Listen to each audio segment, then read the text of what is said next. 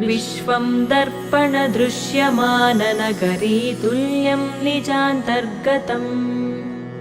पश्यन्नात्मनि मायया बहिरिवोद्भूतं यथा निद्रया यः साक्षात् कुरुते प्रबोधसमये स्वात्मानमेवाद्वयम् तस्मै श्रीगुरुमूर्तये नम इदं श्रीदक्षिणामूर्तये